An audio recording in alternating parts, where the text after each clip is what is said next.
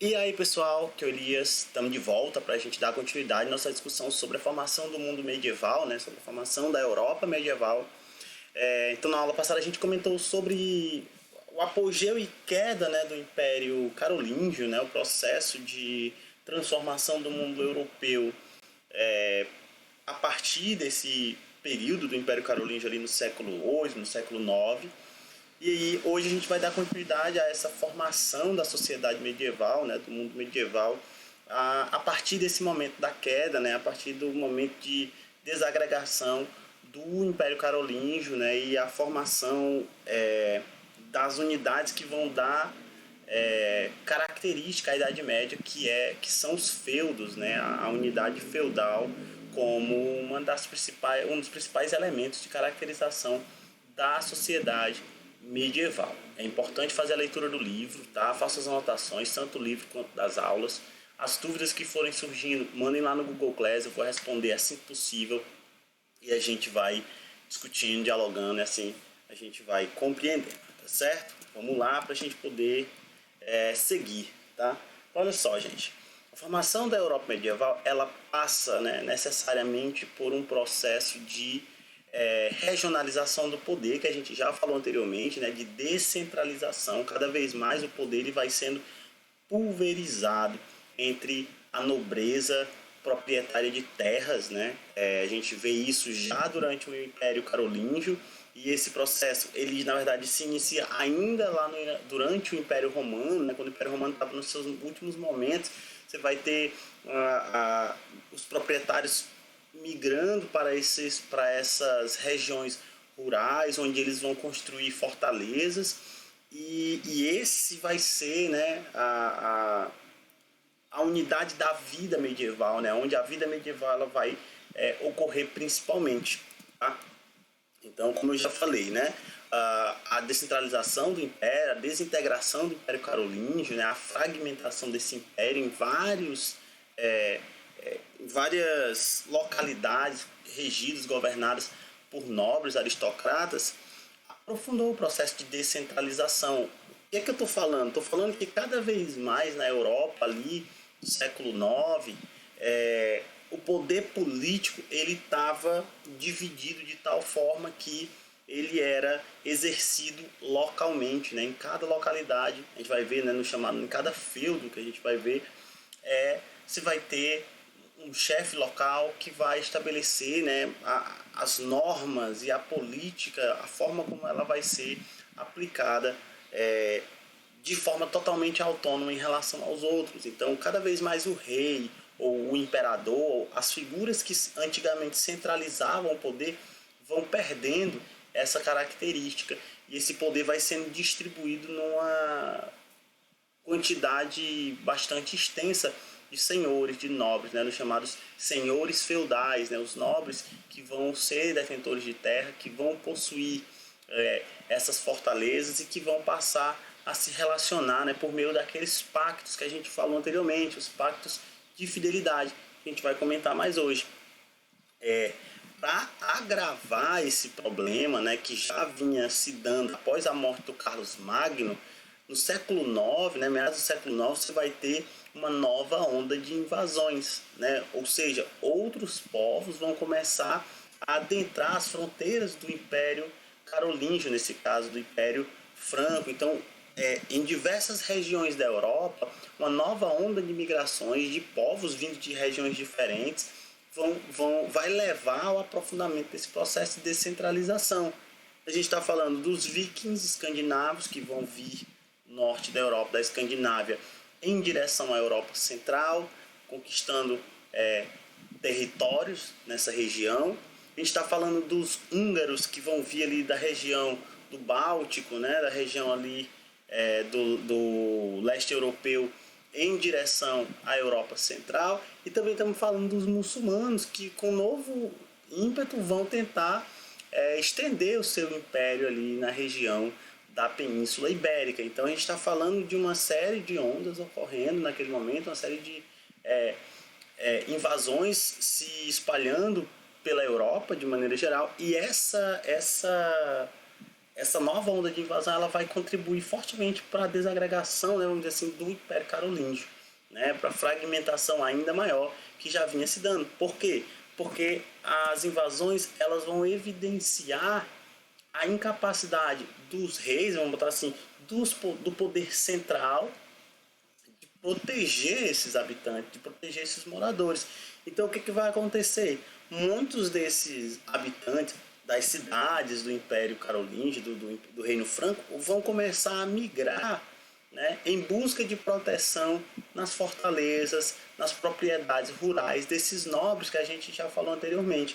Então, quer dizer, cada vez mais o poder que antes era central, exercido pelo rei, ou no caso o imperador, vai sendo transferido para esses nobres, né, que possuem essas fortalezas, que estão ali e que vão, de certa forma, assumir a luta, né? Vão de certa forma pegar a linha de frente na luta contra esses invasores, né? A gente vai ver que esses nobres eles vão se fortificar, eles vão construir exércitos, vão contratar exércitos, e vão estabelecer ali uma resistência, né? Uma defesa contra as invasões dos vikings, dos húngaros, e também no caso dos muçulmanos. E isso, claro, vai atrair uma boa parte dessa população. Ou seja, a gente está falando aqui ainda daquele processo de ruralização que se inicia lá no século III no Império Romano e que vem se estendendo de lá para cá, até porque as invasões não haviam acabado, né? Elas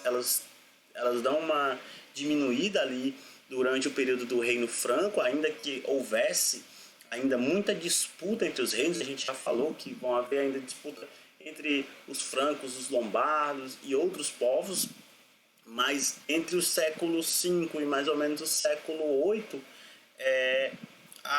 vamos dizer que as invasões elas têm uma queda razoável, né? No século IX, um novo momento ocorre, né, de invasões, de um aumento gradativo do número das invasões ocorrendo nas diversas regiões do Reino Franco. E isso vai aprofundar aquele processo que havia se iniciado lá no século III, lá em Roma, que é a migração de uma boa parcela, principalmente dos mais pobres, para o campo em busca de proteção. Né? Busca de proteção onde? Nessas propriedades rurais, nessas fortalezas que foram construídas por esses nobres.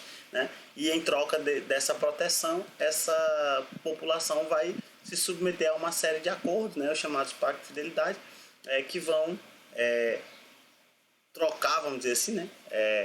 O trabalho em troca de proteção, né? E é nesse processo que você vai ter o surgimento da servidão, né? Que vai trazer aspectos da cultura germânica e do colonato romano, né? Dando origem ao que nós conhecemos como servidão medieval, né?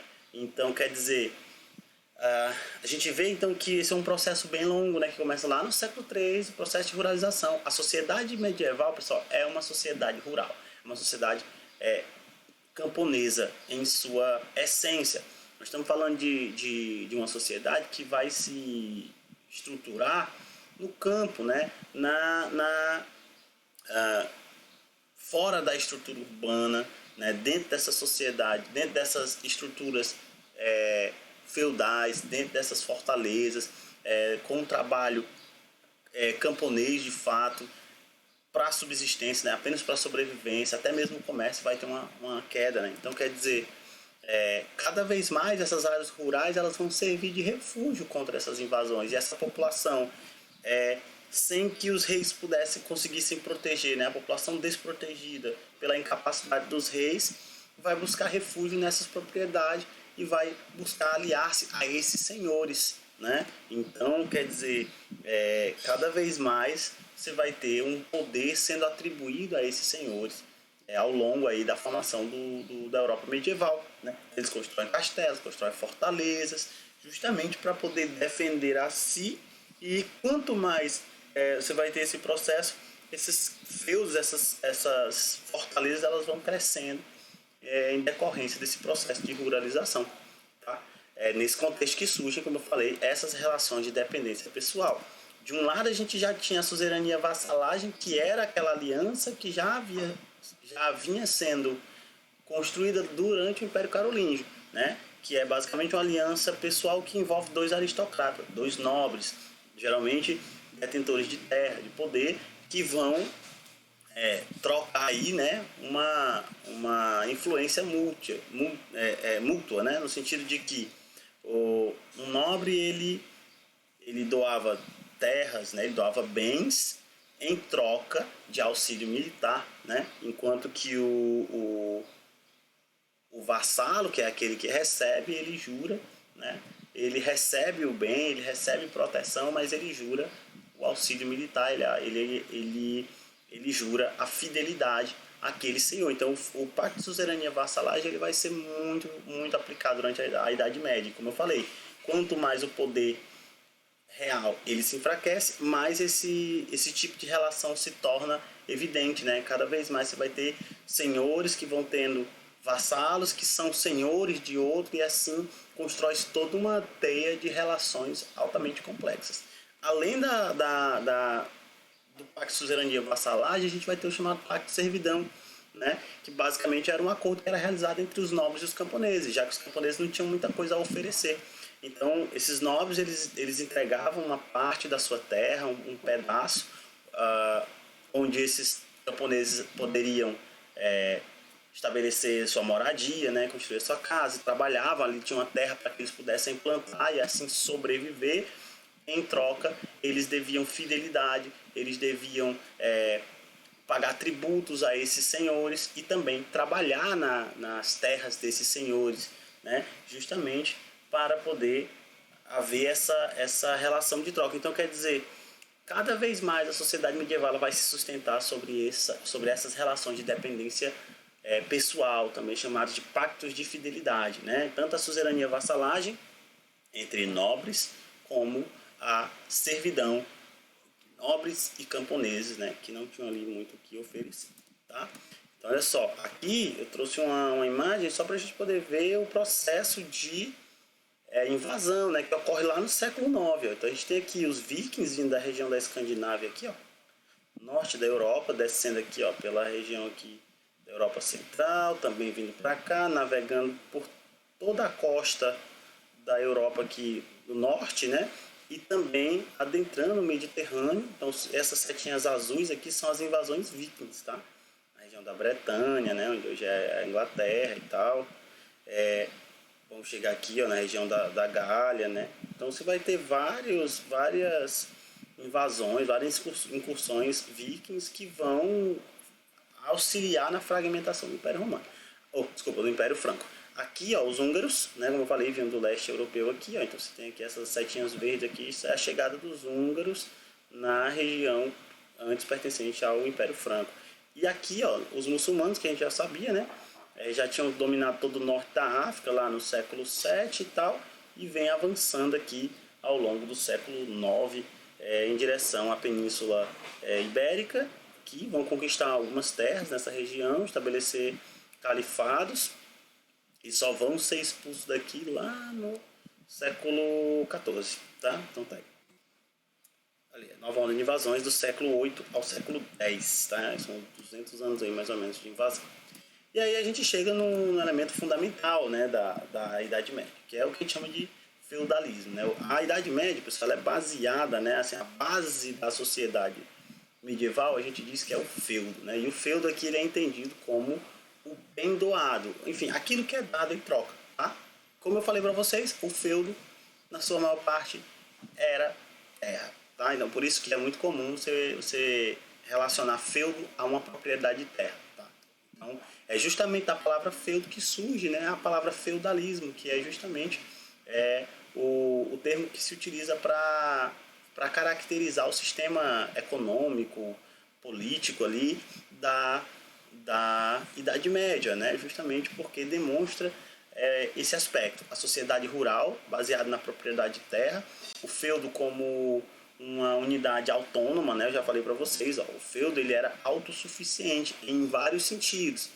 Ele era autossuficiente no sentido econômico, porque a vida produtora ocorria dentro do feudo, então basicamente o que se produzia dentro do feudo era para a subsistência, né? Tanto dos servos como dos senhores. Ele era autônomo, ele era autossuficiente no sentido político, já que a autoridade era o senhor feudal, né? Claro que essa autoridade ela só se aproxima, só rivalizava, né, com autoridade eclesiástica, no caso aqui a igreja, e, e basicamente você vai ter pouco contato, né, entre os feudos. Então por isso que a gente diz que o feudo ele era autossuficiente, tá? Então quando eu digo que na Idade Média você vai ter unidades que a gente chama de feudo, é justamente o fato de que elas são autônomas, né? Elas não dependem umas das outras efetivamente. Basicamente toda a produção econômica ela ocorre dentro do feudo, né? Claro que havia trocas, claro, né, entre os feudos, né, havia comércio, havia feiras, mas de maneira geral a maior parte da produção, a maior parte da vida medieval, ela ocorre dentro dos feudos. Tá? Então aqui, ó, basicamente o feudo produzia quase tudo necessário à sobrevivência dos seus moradores, né? E a gente está falando tanto dos senhores como dos servos. Alimentos, ferramentas, vestuário, utensílio doméstico, tudo era produzido geralmente no âmbito do feudo. Haviam coisas, né, que claro não eram produzidas aí, e aí se recorria ao comércio de longa distância, né? Então para ter acesso a coisas que não eram produzidas localmente. Mas de maneira geral a maior parte da vida ela era possível de ser levada dentro do feudo. Tá?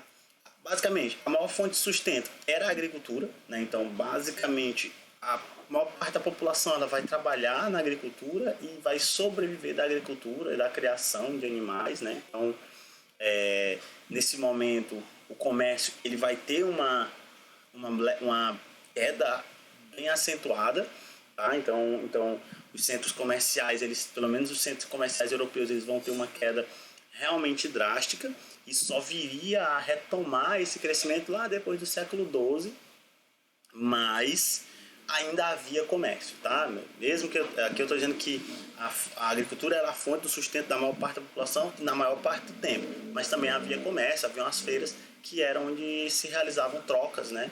E aqui é o detalhe, né? Por exemplo, na Idade Média praticamente as moedas, né, elas vão quase desaparecer, né? A maior parte das trocas comerciais eram realizadas por meio do escambo, né? Que é a troca de um produto pelo outro. Não quero dizer que as moedas desapareceram, tá? Elas ainda existiam em alguns locais, em alguns feudos, né? Alguns feudos você tinha ali uma moeda determinada que tinha um valor específico que valia naquele feudo ou numa determinada região, mas de maneira geral o escambo ele foi muito mais utilizado do que o comércio. Então olha só, o comércio e o artesanato eles têm uma queda sim, mas eles não desapareceram. Então se eventualmente vocês verem aí que na Idade Média não existia comércio, isso é uma mentira, né? Na verdade, na Idade Média existia sim comércio, não é à toa que as feiras elas surgem na Idade Média. Então, haviam feiras locais, né? Havia feiras entre os feudos, tá? E graças a essas feiras, né, havia uma troca comercial bastante pontual, mas ela existia, tá? Mas na maior parte do tempo você vai ter mesmo o feudo como elemento mesmo de produção da vida. E também havia o comércio de longa distância, as caravanas que iam para locais distantes, né? Muitas vezes para a Ásia, né? O Oriente, na busca de tecidos, né? Que a gente vai ver a seda, lá depois com a descoberta das especiarias, os temperos que vão chegando na Europa e que não eram produzidos, não eram conseguidos na Europa. Aí você tinha assim, esse comércio de longa distância, mas como eu falei, era algo mais incipiente, né? Não era uma coisa tão assim difundida, tá? Durante a Idade Média, o centro da vida mesmo é o feudo, né? Geralmente o camponês, né, o servo, ele basicamente conhecia a realidade do seu feudo. O feudo era o mundo, na maior parte das vezes, para a grande maioria das pessoas, né? Poucas pessoas conheciam além das fronteiras do feudo, tá? Além das muralhas, além da região ali dos feudos. Até porque esses feudos eles eram separados, né, como o próprio Jacques Legoff diz, por desertos, né? Desertos no sentido de desabitados, né? Desertos feitos de florestas e bosques, né? E descampados que marcavam a distância entre esses feudos. Então, muitas vezes, a maior parte das pessoas, o horizonte dessas pessoas era uma floresta, era ali um bosque que separava esse feudo do feudo mais próximo ou ainda de outras cidades e tal. Então, quer dizer, para a maioria das pessoas, a vida delas se dava no feudo, tá?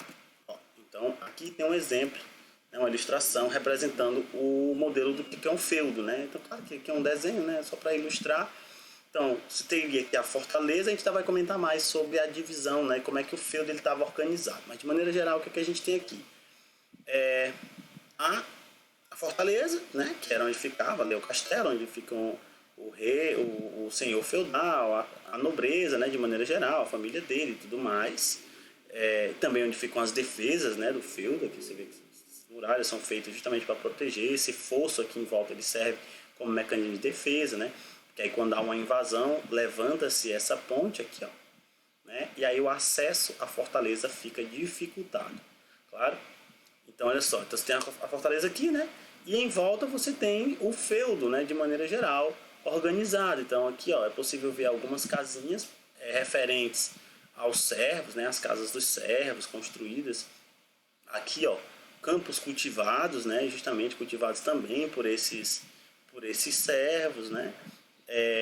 Aqui, ó, uma área de criação de animais, geral, aqui nesse caso provavelmente pertencente ao senhor, né? Então, criação de animais, aqui algumas terras que eram cultivadas para exclusividade do senhor, né? Aqui não está aqui, mas geralmente nos feudos também tem uma região onde você tem as máquinas, né, que vão processar, geralmente aqui, né, próximo às plantações, geralmente próximo às áreas dos senhores, havia as máquinas, né, que eram usadas para poder, enfim, processar aquilo que era produzido, né,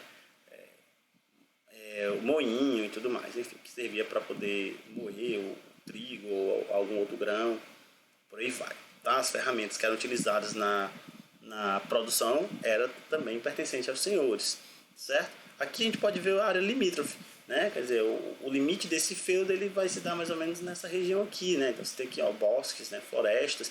Alguns feudos, né, chegam a ter uma muralha aqui, ó, em volta, né? Alguns feudos poderiam ter uma muralha em volta que protegia, né, a região aqui dos servos e tal de possíveis invasões, mas isso não é uma regra, né? Isso aí vai variar de feudo para feudo, tá? Então, aqui a gente está vendo aqui mais ou menos como era organizado um feudo na Idade Média. Tá? Claro que, como eu falei, isso aqui é uma ilustração, pode existir feudos de diferentes formas, né? E de maneira geral eles não têm uma forma definida, mas tem essas características comuns, certo? Então é isso, né? Só para ilustrar aí. Então, novamente eu retomo, né? Faça a leitura, dúvidas que surgirem, mandem lá no Google Class que eu vou responder, certo? Então, muito obrigado e até a próxima.